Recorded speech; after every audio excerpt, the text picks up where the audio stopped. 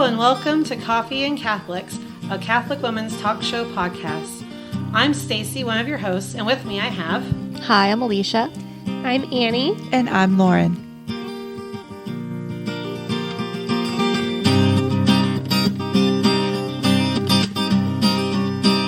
Hello and welcome to Coffee and Catholics.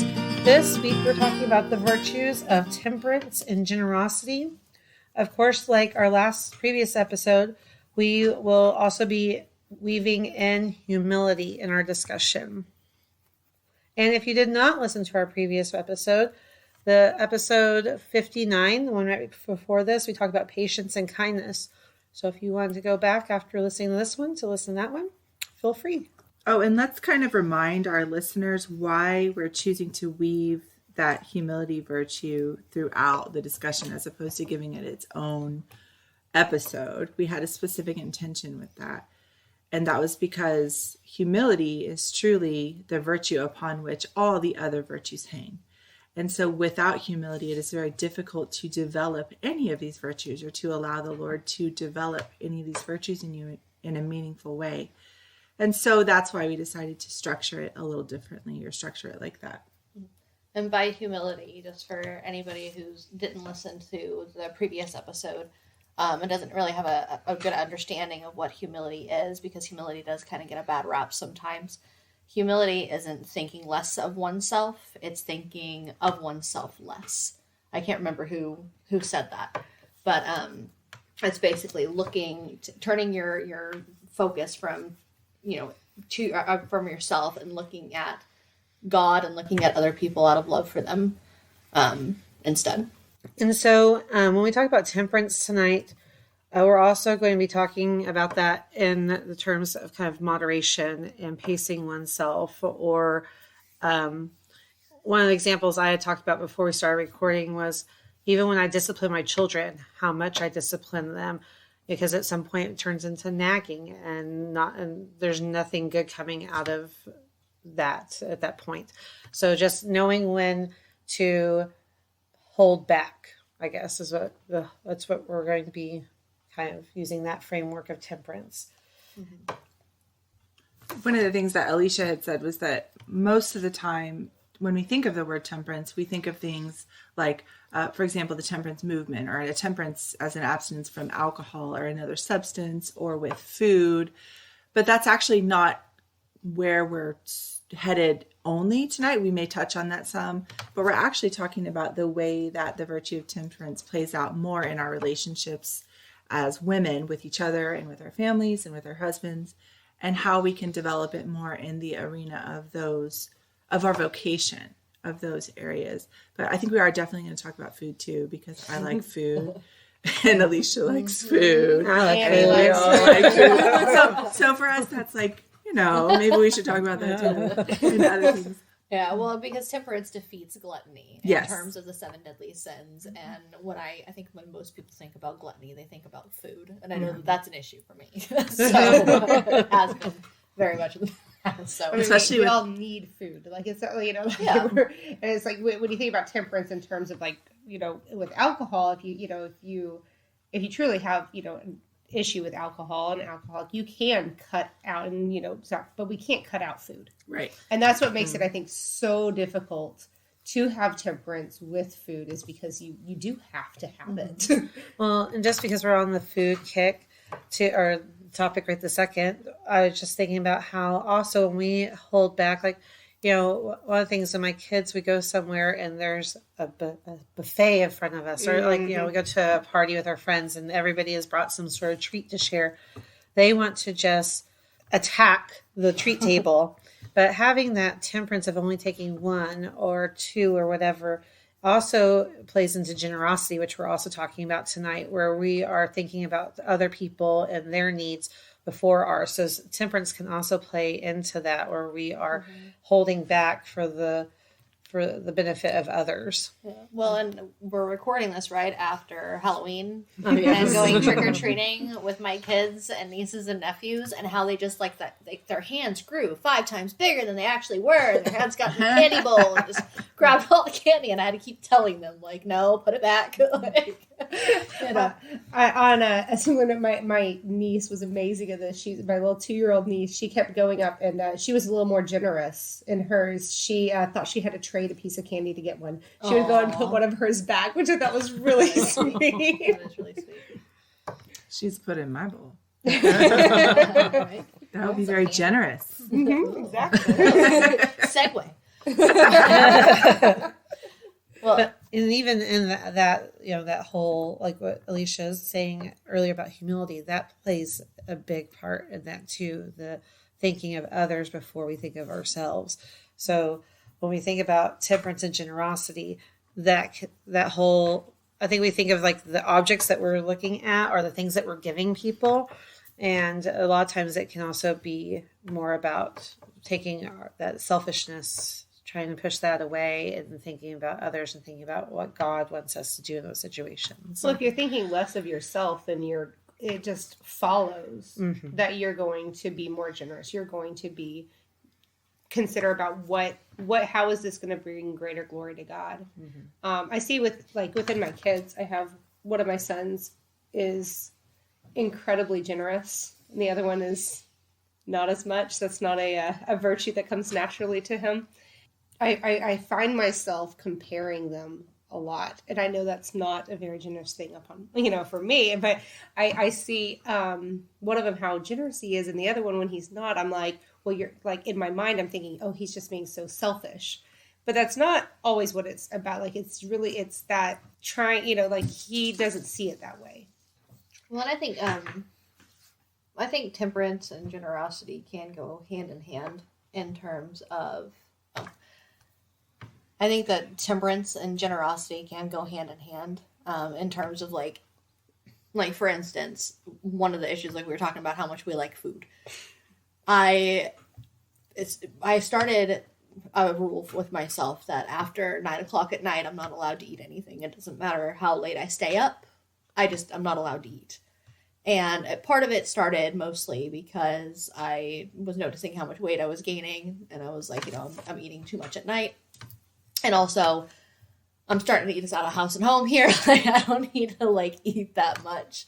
And so I decided to cut back. But also part of it was I'd been thinking for a while about mortifications and how I wanted to increase those because I've been learning more about those and just how beautiful that was. But I hadn't really hit the on button because I was just feeling very greedy about that sounds uncomfortable. I don't want to be uncomfortable. But I think if you can learn how to grow in the virtue of temperance, it is kind of a generous thing. You can use that as a generous thing that you're giving to God. If that makes sense, I think. Because one thing I try to remember to do, I don't always do it, but after 9:00 and I'm wanting that snack, I try to offer it up for somebody, it's that's a mortification. You can offer it up to God, just for God, for his sake, for his glory, just to say, thank you, God, for, the ability to do this mortification. It's so simple. It's so small. And I made such a big deal out of it for so long in my mind of, I didn't want to do this thing because I didn't want to be uncomfortable. And I've actually now learned to kind of love that feeling of being hungry at night. Not just the feeling itself, but just, I think, partly the feeling and also because it has meaning behind it. And so, that's been, I think, more broadly in my life, that's kind of been my experience with temperance. And I didn't even think about it as being possibly in line with a generosity at all until just now. But in terms of generosity towards God, trying to be. Holy Spirit, you're just nudging me this whole time, telling me, I went to a retreat recently by our wonderful Lauren here. And came to mind of me, and I even said it there that I need to delete my Facebook app again, because I do that every once in a while, and that's something that I really struggle with. And Alisha here talking about how you are this mortification that you're doing with food, and for me, I know that social media has been an issue with me. Again, it goes kind of in waves, but I really feel like God's saying, okay, this is it. You need to do that, because it's not just about whether or not I because sometimes that moderation that you're needing, that temper, I do need to just like cut it out. Like, you know, I think that there's a place for different social media for sure. I mean, like so many of our listeners like know us from Facebook or, you know, so please don't stop. Yeah. But when it has become, and like for me, it's been kind of a place of refuge when I need to like, when I'm shutting down from being overwhelmed by my kids or something like that. And by eliminating that from being a possibility, it's going to help me be more generous in my time to them. So yeah, you just kind of motivated me a little bit more. So there you go. After we're done recording, you guys remind me to get on there and delete that. Well, because it really, social media can be very much a gluttonous thing. Definitely. You know, because I mean, I used to be on it so often. My kids would be, mommy, what? And they'd say something to me and I'm completely zoned out. And I didn't hear them. And I would do that all the time. And it's so sad because I started noticing it in my kids. Like, they're like, you know, mom doesn't want to talk to me. Mom has no time for me. You know, like, I'm not as important as a phone that's in her hand. And how absolutely sad is that? That a child would think something like that. They never said that, but I could see it on their faces. And for a time, I'm ashamed to say, I saw it, I knew it, and I still chose the phone over them. That's sad. And I know that there are many people who do that. So I'm not trying to say that as like a judging way. Just objectively, that is a really sad thing. Right. It is a gluttonous thing. It is a greedy thing to say, you know, my kids, to tell my kids basically by my actions that I want to spend time here looking at my phone, scrolling mindlessly, than creating memories with you and giving you that one-on-one attention that you need, you know, and that you ought to have, that you deserve to have by virtue of our relationship with one another. Yeah.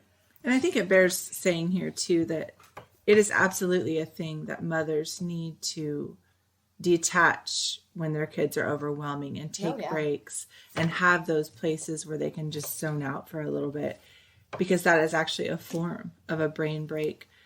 But I think that you're right, Alisha, that what we're doing is the easy thing. It's just going straight to the phone. And I've seen that in this last year, our whole family's made a commitment to detach from smart media and all of that stuff in order to be more present to each other. So I'm with you. I'm tracking with you on that. And that's been a journey for us. But not all from social media, obviously. Again, my work is on social media. But when I'm with the kids during the day, I got rid of our smartphone. My husband doesn't have a smartphone. So that kind of stuff. But I do know that moms do need to have those moments throughout the day where they retreat from the noise and rejuvenate. And the phone is the easiest way to do that, but it's becoming a crutch in a lot of people's lives. So I think that we have to figure out how to be, I think for me, I tend to do the thing that allows me to escape, which is okay. But what I really need is rest. I was just this. Thank you so much for saying that. Continue. I think, and that's hard to separate and digest and figure out in your own life what is and isn't. But I feel like we should spend some time with that when we're talking about temperance, just in our own lives, in each of our listeners, to try and figure out what are the ways that I can actually rest and recharge my soul. And for me, there's just certain things I do that just instantly just refuel me, and it doesn't take very long. It's definitely not scrolling on my phone. Yeah, that's a break. And yes, it does provide that little brain break. But to me, the negatives of that just far outweigh. I need to feel better. The idea of rest is to feel better, right? It's to recharge or to get more energy.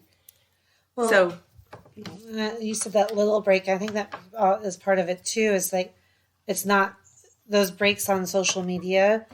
Okay, 2-3 minutes looking at, something isn't the same as getting stuck for 30 minutes looking at something. Right. So it's that temperance again of limiting yourself. If that's something that helps you, then fine. But maybe limit your time there, and then or change what you're looking at during that time. Like maybe instead of getting on, Facebook for 30 minutes, limit yourself to 3 and use the rest of that 30 minutes to get onto like your Hallow app or your Laudate app or whatever, and turn that more into a prayer time, or turn on some music or something like, and kind of like you're saying, rest, like maybe take that time instead of getting sucked into mindlessly scrolling.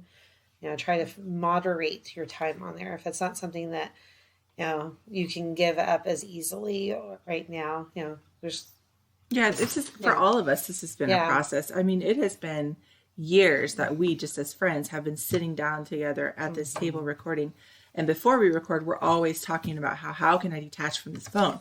So we have been at this, like we have been at this at our round table, working through these processes for years. And it's little baby steps. So it takes time to figure out how to move away from the things that are not serving you. And I think that's super important because it isn't serving my purpose at this thing that I'm doing too much of. It's not making me who I want to be. It's not transforming me. And I know in my life, the biggest thing that, the biggest way that I see God nudging me toward temperance has to do with just saying no to myself sometimes for the sake of saying no. And also with my kids, like when we go into a store, kids will get into the habit of thinking they're going to get something every single time, whether it's something they needed, like socks, or candy or something from the dollar shop, which we all know is our way of getting 20 minutes in Target to browse by ourselves while they're at the Target shop or the dollar shop. Okay, these are the ways we try to survive. But, I'm just saying, but like, so they get into the habit, and I get into the habit of going into the store and seeing something that I want or need that I could afford, that is fine for me to get, but just saying no anyway, just to train my brain. You don't need that just because you can or want to. So for me, it's little things like that where I see God, and with the social media too, and any technology actually in our house. Yeah, it's fine. Sure. Okay. But no. Why? Why won't you buy it for me? Because we don't want to train our brain to have an emotional or a addictive response every single time we go into a store. And that's what we're doing, when we do these things and these patterns over and over again, is we're training ourselves in a negative manner. And then we feel sad when it doesn't happen. And when I remember having this conversation with my son when he was like 4, telling him, you don't want your brain to get into negative patterns. So we have to say no to ourselves sometimes. But I should say that to myself in the mirror. Yeah, I feel it's not any easier for the 4-year-old or for me than it is for him. Yeah, I feel like I'm constantly telling like my kids things and turning around and thinking, but I'm not doing this. And that was our entire reason for just getting rid of the smartphones, because we are not allowing that for our children at all. Not at all. Yeah. I don't care what their cousins do. I don't care. We will figure it out. What about practice? We'll figure it out as we go. For now, it's a no. It's a straight up no. But we couldn't say to them, you can't be on this because social media is just damaging, or you can't because too much technology isn't good for you, and be doing the same thing ourselves. So we knew that we had to make a pretty major switch before they got to that age where they were going to be wanting them, so that we could say, look, we gave this up for you to show you how to do it. Well, see, that makes me think about my son actually just called me out on something like that I think it was yesterday. They are allowed to have, they get to watch TV on Saturday and Sunday, and then they get typically one day during the week to watch TV. They get like maybe one or two times during that day to watch TV, because we were just watching too much. We were very gluttonous in that regard, and I was using it as my break, but I'd let them watch for like 2 or 3 hours, and then they'd be like completely fried and in cranky moods, and it was just bad. And I realized like I wasn't paying attention to them the way that I should have. That's still a struggle in our house. Yeah, so we've really reduced that screen time.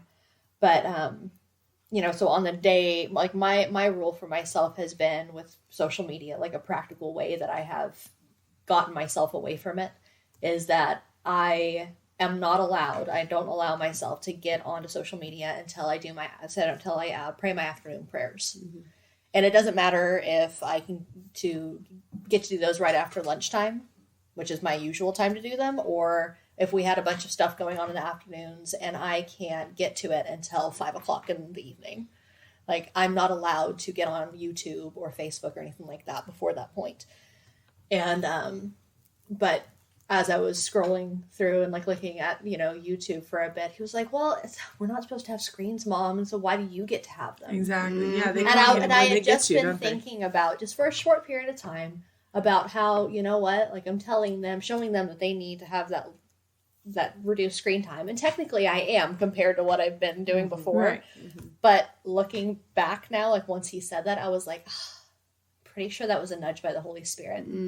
They do. You know what I mean? And I honestly, and I have this feeling in me now, like, oh no, because I'm like, I still said no. Like I'm still looking at it every day. But now I'm thinking about cutting it out on like many days, like maybe making it like my kids, like I only get to watch, get on social media on those specific days when they get to. I think we just have to listen to the Lord. I mean, He will tell us what we need to do. And it'll be different for everybody because different people have those urges in different directions. And Well, I think either way, what it boils down to in terms of, we're specifically talking about temperance versus gluttony here, is detachment. We just had an episode about living out our purgatory here on earth and how that has to do with detachment. That if you are so attached to something that it's taking up your time to focus on God, to have a personal relationship with Him, to live out your Christian duty in this life, then if you still have that attachment on your soul, are you going to go straight to heaven? I mean, I can't say for sure because I'm not God. I can't make that judgment. But from what we know about, going to heaven, if we are still attached to things of this world, then we don't have our entire hearts opened up to the Lord. We don't have that room on our hearts for Him, and that still has to be chipped away. And so are we living out our purgatories now by saying, okay, God, I'm going to detach from these things that are really hard for me? Or am I just going to keep on making excuses and live out my purgatory after death? That's the question that comes to my mind. So I was just going to say, I really like the definition that Kayleen Brown wrote in her the Magnifying 90 book she wrote. She defined temperance as saying it is the restraint against things we know don't help us become the saints we're meant to be. I just really like that, and kind of thought that really went with what Alisha was saying about living out our purgatory here on earth, and how temperance really brings us to finding that balance of with God within the world that we have to live in. I like the idea of restraint against, because it isn't a hard say no to all the time. It's restraint against. So sometimes, there's a time and a place for all of these things if we need them in our lives, if they serve us, if they bring pleasure and joy. But there needs to be a restraint against those things. It's just a careful watch over. Yeah, an overabundance of those things. Yeah. And I have two things that I thought about while you were talking about your and your family's screen time. One, going back a little bit, you're talking about them being, and my kids do this too, and they have too much screen time. They get a little bit irritable or grumpy. They've been fried. They're zoned out. And I was thinking about how anytime we're gluttonous with anything, like we eat too much food, we just sit there. Like we're miserable. Anytime we're gluttonous, like anytime some sort of gluttony is there, there's this miserable like state, which then affects our relationships with others, and we're irritable. We are not generous. Like you were saying, like when your kids were coming up to you and you weren't really listening to them, and we're not. I thought of like Mother Teresa, how people always talked about how she was right there with them. She was generous with herself in that time and that presence. And when we have been over gluttonous, we can't be generous with ourselves, with others, because we're just so like sometimes in pain and full. We're just too full of other stuff that doesn't need to be there. And then you were talking about detachment. It made me think of a recent homily. I want to say it was last night, which as we're recording last night was All Souls Day. But our priest was talking about how purgatory, one of the ways he sees it, is like this big, huge fire hose that's opened up to wash us of our detachments. And it's just this wave. He said, but he talked about how when he was a kid, his babysitter was washing her car with a power washer, and he thought it'd be fun to run through it, and he ended up getting cut because the power washer is so much pressure, high PSI, very small stream, and he ended up getting cut from it. And he's like, just because it's water, or just because purgatory, it has this good thing where we're getting washed of our attachments, but it can be painful. Yeah. And so he's like, so he sees it as this huge fire hose, like high pressure, like cleansing of us of our attachments. So you're talking about that attachment, that made me think of that homily. Mm-hmm. And we're given the benefit here on earth of having the communion of saints and the companionship and help of the saints to detach from these things, their example, their stories, their witness, the help of the Holy Spirit, the prayers of our friends, the companionship of our friends to get rid of our attachments, or to put ourselves in a position for the Lord to remove our attachments. That's actually really important. You can't do that on your own. Mm-hmm. But we have all those benefits here. Those benefits will not be as available to us in purgatory. And so, we don't have those ready helps to get us toward union with God the way we have here. And it's much more difficult after we die to deal with these things, but they must be dealt with. So I love that he said that. That's really beautiful. And I think that's cool that it's a great segue into talking about generosity when you're talking about feeling so full from your gluttony. And it goes, I thought about something as you were talking. I think that there are a lot, and maybe maybe there's someone who's listening who really struggles with just an overfull schedule, or just this desire to be busy all the time. Now, I'm not saying we're not all overfull with our schedules, because we are. And part of that is because we have children and they just, there's stuff. But I wonder, too, if we couldn't be more temperate with the way we think about how we use our time. Are we making space for silence? Are we protecting silence in our life? Are we protecting family time, downtime, time to just create and make and be? I wonder if we couldn't be more, as Americans, a little bit more temperate with how many things we do, because how on earth can you have conversations with people when you only see each other for an hour a day? Or that's a lot, actually, for a lot of families. And so I think that's a question that is fair, that should be asked. Are the activities that we're doing outside of our home benefiting us as a family, as individuals? How is it allowing for the protection of silence in our children's lives? Do they have time to pray? Are we teaching them to pray? Do we have time to teach them to pray? Like, these are the things, we can't rely on the church to do these things. This is our job as parents. And if we allow ourselves to become so busy that there's no time to discuss how to become a saint with these little people who we're trying to shape to be saints, that warrants a look at what's going on. It requires a lot of humility to recognize those moments, like in your life. It's like, I know I've had times where we've been, like I said, just really busy with all the different things, and had to really step back and say, okay, what is our focus as a family? If our focus as a family is to be getting everybody in our family to heaven, is everything in our everything that we're doing in ordered towards that. And there's, it's hard. Like, it's hard to step back and say, oh, well, but we really like that. Which is we really fine want too. To do that. If it's bringing you close together and you like it, but you have to ask those hard questions. Right. Well, and I had I teach, we homeschool, but I also teach some places. And I had a parent ask me today, my kids had enrichment. We also had co-op, and we had enrichment. So we have a lot of these things. And one of the parents asked me today, she goes, so how do you get all your schoolwork done? And it's always really I always feel like I'm tiptoeing around, because we're at a school where the curriculum is very stringent. It's set out each day what you're supposed to be getting done. And I just looked at her and said, some days we don't.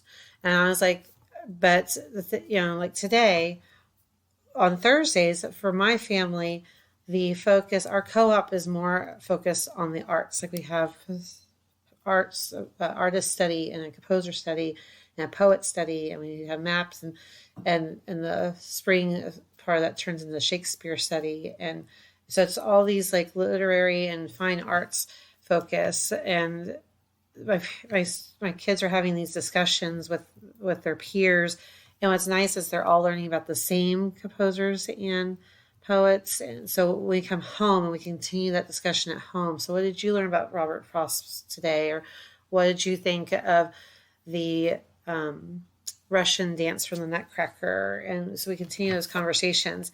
And while, yes, the written work is important, I feel like this beauty that they, learning about this beauty and being able to discuss beauty is also important. And then, yes, we had enrichment after co-op, which was art and PE and music. And here they're taking what they just discussed in their co-op and using it in practical ways at enrichment. And they had chess club right after it. It was all in like in the same building. But it seems like a lot. And yes, we may not get to all the written stuff sometimes, but those are kind of like the practical, if our job is to show our children truth and beauty and let them discuss it and talk about how, and then go home or even on the way home, talk about how God plays into all of that. I don't feel like that's all going to be found in books. And yes, we are going to learn about the saints' lives and things through books and reading and discussion, but they also have to learn more about the natural world and the beauty that can be put together. And so you're talking about getting these schedules and it's all busy, busy, busy. Sometimes you can't do it all. And sometimes it's okay not to do it all because there's still there's still growth happening when you don't get to all of it. I think we find that a lot in the vault, like when you're involved in church groups as well. And like, you feel like because it's for church, so it's something that like you keep asking, being asked to do something, or you're trying to be more generous in your time for the church or what you do. And there sometimes needs to be like temperance in that, because like you said, you can't always say yes to everything, and recognize that like, yes, these are ordered to God, but if they're causing you to be having negative like thoughts and like anger towards so-and-so at church who keeps asking you to do something, like there needs, that's not bringing you closer to, and there needs to be definitely a, look at those things as well in your lives, in my life, I know. Or if it's taking your focus away from the spiritual direction and development of your children, because you're focused on all this other stuff that you're doing, which is all good and great and beautiful stuff, you've got to change what's happening. Because my primary job is to form my children to seek God, to know how to seek God, and to respond to him when he calls them in little ways and big. And that is not something you can just slough off. That actually takes you making time to do that. And I know in my life, we are homeschoolers, so there should be no reason why we don't make time for that, right? But it's a temptation, man, because there's that pressure to get all that academic work done. You get all these things, even the TGB stuff, true, good, and beautiful. If you're neglecting that spiritual component of training your children to recognize the voice of God, you have to shift it. And that's so hard. And if you're listening and you're a homeschool mom, only you understand that. Because there's so much pressure, and we put so much pressure on ourselves. Well, and you just, like, when you said that last bit that you said that, is what I'm doing, training my children, that hit for me, because lately, oh my goodness, I feel like I don't have, I think everybody feels like they don't have enough time in the day, or you literally don't have enough time in the day. No. And I have been so stressed out because there had been a pile of laundry on my couch for like a week, and it just kept on piling up, and I could do a little bit here and there, and that was it. My dishwasher broke, so dishes are just piling up, and I have to do I'm doing like 3 or 4 loads on the counter, and I'm still not getting through them. And I'm trying to get homework done, and I'm trying to get the kids to their doctor's appointments, and I'm trying to do all this other stuff that I have, and I have been unbelievably stressed out because now I've taken on crocheting all of the nieces and nephews' birthday or Christmas presents and trying to find time for that. And then I've also wanted to do, add on, doing some stuff with my crochet to try to sell it at like a certain event. I don't think that I can do it because I just don't have the time. And I have been so incredibly stressed out about it. I've been recently yelling more, and I've been, I don't know, just that crazy mom, Like, you see me at the store and you go, oh, those poor kids. Like, I'm that mom right now. But we just don't go out very much. So it's like nobody's there saying it. Except for that God. mom all the time. Yeah. Well, which goes back to that being full of so much stuff. Yeah. And we don't have the capacity to be generous with our actions. And that's one thing that I have a hard time with is like, I want to be, you know, I was talking to God about this today. Like, I don't want to be that mom. I don't want to get so stressed out and so upset and all this stuff that I start yelling at my kids and I storm off, or I tell them that they have to go outside and all this stuff. And like, I know that I'm not ever going to be perfect. I'm going to raise my voice. I'm going to get angry. I'm going to have to walk away. That's totally fine. But I want to see a change. Yeah. But like, I want to see a change in me. Like, I'm at a point right now and I kind of ebb and flow. That, you know, I get so angry and I have a hard time, like, you know, tempering that. But I want to be generous with my kids in terms of, you know, just not looking at me, this is upsetting me and all of this stuff. I want to form them to be able to hear the voice of God. And it's like, I think that's one of the questions that I have right now. And I'm not necessarily seeking an answer at the moment, but like, you know, because I don't know if there is one, but like, you know, I have all these normal day-to-day things that I have to do. And then I have a couple of extracurriculars, but they're not super time-consuming. But I'm still so stressed out and I don't have enough time to do anything else or to get it all done. So, like, how do you... And I think that's just one of those, I guess, learning those coping mechanisms and all of that, you know, learning better coping mechanisms, learning to pray with God. One of the things, going back to the social media, I used to take a break and I'd sit in my room, sit down, and get on my phone. But I'd take out my phone, and I would just scroll, and then I'd go out, and I'm still irritable. I'm still upset. Right. I didn't actually rest. Yeah. All I did was distract. That's all I did. So I started going, okay, I need to invite God into this. So I started doing this. It didn't seem to make much of a difference for a while. I don't know why, but God allowed it not to make a difference. But I kept striving in it, and I kept going back to it because I knew God had taught me He is the answer. So even though it's not adding up right now and it's not seeming to help my mood right now, like, I have to keep persevering in this because He is the answer. I want Him to be my means and my end. That is what I want. And so He has to be involved in this. And it has over time slowly changed where I can now, I'll go and take a break and I can feel myself pick up the phone and I go, nope, I got to put it down. Or I struggle a little bit with it and I put it down. I bring God into it for a bit, you know, with that phone out of my hand, because otherwise I'll just be thinking about it, but thinking about that distraction from what I'm feeling. But I think you hit the nail on the head. It's a distraction from what you're feeling. And I think distractions can be fine.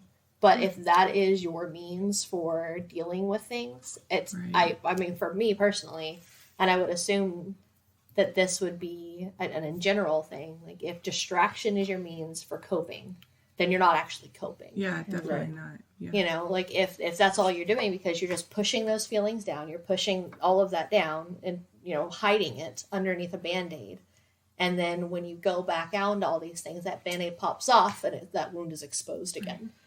And I was thinking about something that Annie said, and then what you just said also, like, tied right into it perfectly. Like, Annie was talking about, like, sometimes we get so much into church stuff too that it gets piled up and it starts kind of not being what it needs to be. But we hear so much about stewardship and how we have to give of our time or our talent or our treasure, and those things can be very stressful. And I was trying to think about, like, if we don't feel like we have the time and we don't, maybe we're tired of, or we're worn out of our talents and we don't have much treasure to give. Like, you know, these things become stressors because we feel like we're not being good parishioners when we can't do those things. And, or we are doing too many of those things and we're stressing out and, again, not being very good parishioners because we're... Something you just said a second ago about bringing God in, everything has to be rightly ordered. And if it's not rightly ordered, your time, your talent, and treasure, all the activities you do with your family, all the social media and everything, nothing is going to fix anything if things aren't rightly ordered. And I think you said it perfectly a second ago, Alisha, that God has to be in it. And Lauren has said that millions of times on this podcast, that if we can't do these things on our own, if we're not letting God in to help us be temperate, help us to be generous, or help us to, look towards Him, then it's not going to happen. It's going to continuously feel like it's not working. We have to have everything God first. Yeah. Yeah. We have to be able to recognize like what we need to do, like for like it's we call it self-care, but like really that soul care, like care for and we like you're not, rather than just distracting by scrolling on the phone. But I was really good about doing this when I did like the Magnify 90, or like during Lent. I always give up Facebook every year because I know it's a vice of mine. And I'm always so good at it during Lent. And then Easter comes and it's like, oh, I'm feasting on the social media. And then it just is, all the rest of the year I'm like, oh, well, I'm just going to hold off till Lent again. Well, we've been kind of talking about, all the ways that temperance is working through in our lives, and how it looks in our lives, and how God is moving us toward temperance in our lives. But we haven't talked a lot about generosity, although we've woven it kind of within the conversation. But generosity in my life, I just wanted to talk briefly. This is one of the big virtues that I struggle with, that the Lord has for years now been trying to teach me His vision for my life and what He desires from me in terms of the virtues. And I want to say before I start talking about that, and then we can chat some more, the fact that we're all here eagerly desiring the virtues is obedient and good to Scripture. The fact that we don't have it down yet is okay. God, the Apostle Paul says, eagerly desire all of the spiritual gifts. And some of these virtues are tied directly to being gifts from God that He places inside of you. So eagerly desiring them is the part that we play. God is the one that works these virtues into our spirit. What we have to do is obey Him when those little nudges come. And then He begins to crack that open a little bit and pour more of His Spirit into it. That's just how this works. But for me, generosity of spirit takes the biggest role in the way that I respond to the demands on my time by my family members. I have each morning a way that I want this day to go. I know the way it needs to go. I know what chores need to be done. I know what homework needs to be done. I know who needs to take a bath, who needs a haircut, who needs to practice piano, who needs it. I have all these things in my head as a mom, plus all the stuff I have to do for my job. And it's really, really tempting for me personally to just kind of command the day. What happens a lot is that the Lord shows up in the middle of all my planning and says, this child needs some attention today, or this child needs you to break away and give them what you need, or we need to turn this a different direction because things aren't going well. And there's opportunities here for coaching, behavior issues, and so the temptation for me is just to say, well, we'll have to deal with that later because we have all these things. When what the Lord is saying is, this is the opportunity you asked for to coach your child toward heaven. I'm giving it to you. You're just going to have to put that aside. And that's what Stacy was talking about a little bit, with learning how to flex on that schedule a little, and to let things be unchecked, even the important things sometimes, because nobody's going to die if it happens. And it happens to all of us anyway. So we might as well let the Lord be the one that determines when we drop the ball, which we're going to drop often because that's just who we are as creatures. But I think for me, it's being able to break away. And so when I was talking earlier about breaking away from technology, social media, smartphones, this last few years has been a constant thinking about, is this enabling me to have a generous spirit towards my children? And generosity really means, in terms of the idea of generosity of spirit, it's being open-handed with your gifts. It's being open-handed for whoever comes to you. And Mother Teresa always comes to mind with this, because she's the perfect model for mothers on being open-handed with her time and with anybody that worked for her would tell you that she got stuff done. Don't get me wrong. It wasn't like she was just like, well, whatever, all day. There were things that she got done. And great saint, St. Teresa of Avila, she got stuff done. But generosity of spirit has to do with an interior attitude of detachment, like Alisha was talking about, where you're willing to just let things go and listen to what is happening around you. I could not believe how much I wasn't looking at my children's faces throughout the day. I was seeing my children. They're right in front of me. Yes. You can't not see them or hear them, but I wasn't listening to their facial expressions. I wasn't thinking about the way their tone changed. Sometimes a kid will just have a look on their face that isn't a normal look that they have. And there's something going on in that child's spirit that child doesn't even know, but the mama knows. I missed that when I was scrolling on my phone. I missed that a lot of times. And what I want to say specifically about generosity and motherhood for me is to tell all of you that are at this table or that are listening that it costs somebody something when we choose to do the things that are not serving our family and serving us. It's not a victimless crime here. And I'm not saying it's actually a crime. You know what I'm saying?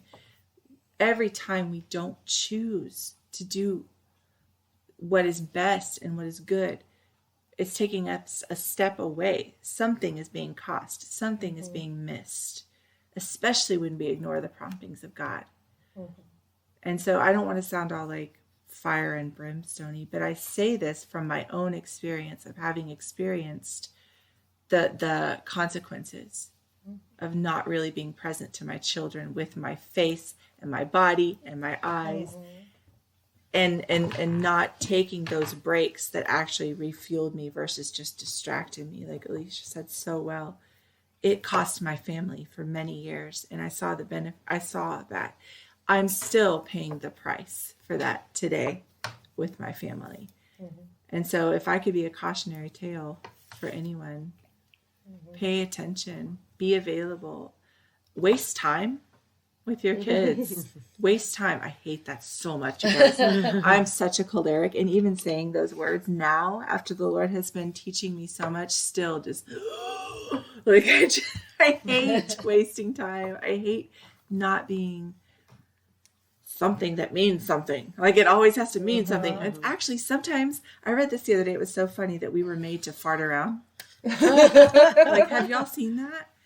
Like it was, I'll have to share it and maybe you can link it to them. It's some quote about how we're just made to kind of fart around with each other. Like that's what we're here for. And I thought it was so cute and sweet. And obviously that's not only what we're made to, but I think it says something about being generous if you're willing to just do something just because somebody else wants to do it. One thing that also we have a lot of listeners that aren't moms, and that goes like with like any of your other family members too, or your friends. I mean, there's lots of times, we try to make time for our friends, that we all get so busy. And I think, we just had All Souls Day and All Saints Day, and I think of Memento Mori. We're not promised tomorrow, and you take those 30 minutes to go grab some coffee together, or to call. My best friend lives hundreds of miles away from me. We try to talk to each other on the phone at least once a month, and just taking that time to talk. You can't be face to face and send a letter or talk on the phone or whatever. You can't but don't waste those connections, those little moments that you can have to make those connections. And well, see, and you made me think about my kids as well, and how I've detached quite a bit from my phone, but I'm so involved in getting things done and productivity and trying to get the chores done, trying to get the schoolwork done, errands, all these different things. And this is a part of motherhood. We have to do this stuff. They are, but taking those breaks, and I have a hard time too, just taking those breaks and being like, okay, I'm going to do this to have fun with my kids, because I'm like, things aren't getting done. And I was spending some time with my 4-year-old the other day, and we were playing and we were goofing around and just having a good time. And I realized, and for days maybe, I hadn't seen these expressions. I hadn't seen that goofiness from him. because I was just so focused on getting things done, and it made me so sad. So very sad. But yeah, so I totally understand that. There is that balance to be made in your life so that you can be generous with the people around you. And it almost, you can get lost. It's easy to lose that focus in life. But I do want to bring up just real quick, kind of veering just away from talking about our kids in terms of generosity. And I don't know that we've actually said it, but in terms of the 7 virtues that defeat the 7 deadly sins, generosity defeats greed. And I have been on kind of the pendulum where I have been very greedy and then been generous, but it was like very undergirded by greed. And so it wasn't really generosity. It was just generosity on its face. So You gotta start somewhere. yeah, you gotta start somewhere, right? Yeah. A So, step is a step. yeah. So generosity, like throughout my adulthood. There's that humility again. Yeah. But Recognizing it. yeah, trying to. But yeah, so I've had a hard time with being generous. I have my stuff and I want to keep my stuff. And so when, we get done with having people over for dinner and my husband's like, hey, make sure to offer them some food. I'm like, they get a small portion. I want to keep the rest of this for my family. Those are the thoughts that go through my head because I'm a terrible person. But No. It's because groceries are expensive. they are. That's true. But so, I kind of have this meeting my in-laws. They are some of the most generous people I've ever met in my life. And they have been a wonderful example to me on how to live out generosity in my life. And just when I have those struggles, looking at them and going, wow, they're so generous with people, and looking at my husband coming from that family and how generous he is. It's been a beautiful example, and God's really worked his way in my heart through that example. But I remember before, or I guess when my husband and I were first dating, I worked at a local pregnancy center, and this is so sad to say, but I remember wanting people to come in wanting abortions. That's awful, right? I saw the eyebrows raised. That's awful. Because I wanted to help them. Mm-hmm. Because I wanted to be the one to help them. So I was there, but it was for me. Mm-hmm. And so when people would come in and they'd say, oh yeah, I'm going to keep my baby, I was disappointed. Mm. How awful is that? Well, okay. Yeah. Yes and no. I just did not know that's where you were going. That was with that's the zeal of someone wanting to take part and to help bring about the kingdom of God. So actually, no. Well, see, for me, it wasn't a religious thing at all, though. Because this was before my conversion. I don't know if that. Well, but it was probably part. It was part of your conversion, though, as you were passionate about saving lives, which brings about the kingdom of God. Well, this is true. You wanted to help, and so I think it came from a good place. Mm-hmm. Well, see, I think it was kind of a mixture. Looking back, it was a mixture. I wanted to help. I felt called to help people since my young childhood. I felt called to help people, and this was the way to do so. But because I think I didn't have, I was very prideful and I was very greedy, it was all about me. Mm-hmm. For at least 99% of it was about me. Yeah, I wanted to help a person. I wanted to save that life. I wanted to keep her from going through that bad choice. But it was all about me. And then switching over on the other end, I guess, maybe of the pendulum is... recently, last weekend, I went outside Planned Parenthood to pray with some group of friends, and there were counter protesters there, and they were being obscene, just what's the word I'm looking for? They were being very vulgar with the music that they were blaring and the things that they were doing. It was disturbing, and they were trying to distract us from prayer and just mock, be rude. Their signs said horrible things, all that kind of stuff that you might expect from counter protesters in that arena. And but I wanted to be there because I felt the zeal for God. We got there and we started praying a rosary, and we were praying for them, and we were praying for these mothers and their children and these fathers. And, for the people who were passing by, praying for conversions and all of these things. And I had that zeal for that, and I wanted that. And I wanted God to enter into all of these people so badly. So I wanted to be generous with my time, and that like I signed up for an hour and I wanted to be there for so much longer. But then there are these people who were there with me who were uncomfortable, and they didn't want me to stay there by myself. The person who was putting it on said that they didn't want anybody staying there by themselves because of some of the things that these counter protesters had done. And I was like, no, it's okay. I'll stay. It's fine. Like, I want to be here. And they're like, these people I was with, they're like, well, we're uncomfortable about this. Let's just not. So there was that generosity. But again, it was kind of undergirded by almost this prideful kind of greed that like, I wanted to be there despite how uncomfortable it was making my friends and how, maybe it could have put me in kind of a dangerous place possibly. Well, I don't know about danger. They weren't being violent or anything like that, but in a way, a dangerous place or whatever. But I've got my kids at home and I've got my husband, and they don't need to go through, cops being called on me or anything like that. You know what I mean? Or whatever might have happened if I were there by myself. Yeah, so I just find that interesting that I've kind of been on like both ends of the pendulum, and I've experienced a little bit of that sin within that virtue or whatever, that can kind of be intermingled with one another, and you have to learn how to, I think that's just a part of the process of learning these virtues and growing in holiness, is that you learn how to weed out that pride or that sin from that virtue, and how difficult that is. And I think one thing we also have to remember is you're talking about this pendulum here. The saints, there's so many saints that were there too. Like, I mean, there are saints that were very gluttonous and things and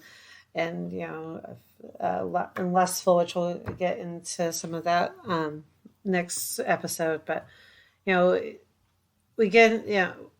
think sometimes when we talk about these things, people think they have to be perfect in them. And it is continuously a process, and it's not just always going forward either. We go forward and we go back, and we go forward and we go back. And then sometimes it's 2 steps forward and 20 steps back. And it's just, but the point is that we are persevering in that, continuously trying to move forward. That even when we do go back into these bad habits or these things that aren't good for us, that we do continue to try, and we don't give up. We don't lose hope in growing in our sanctification, I guess what I'm saying. So, and one of the things that makes the difference between a person who is striving and a person who will become a saint is not getting so deeply discouraged when you fall on your face. And because that is a tool of the enemy to keep you down and to keep you in check and to keep you from striving and to keep you from becoming and receiving what God has for you. So I think it has to do with humility. I fell, I messed up, I did it again, and getting right back up and getting back on the trail, and quickly. Without feeling as if the world will end because you don't have the virtues down perfectly, because I assure you, friend, it won't. And that's by looking at God. Stop looking at yourself and saying, oh, woe is me, which is a really hard thing to do. And sometimes I've experienced it. You don't want to. You go, God, please help me. And then you feel that lift and you're like, nah, I kind of want to just stay in this. Oh, yeah. I'm looking at myself. But you look towards God, you invite God into it, and he can lift you up. And as always, thank you for joining us. Thanks. Thank you. Join us again in 2 weeks. Until then, may God bless you and may Mary accompany you. Coffee and Catholics is a proud partner of the Smart Catholics Podcast Network. Find new shows to love, meet like-minded Catholics, and join the community at smartcatholics.com.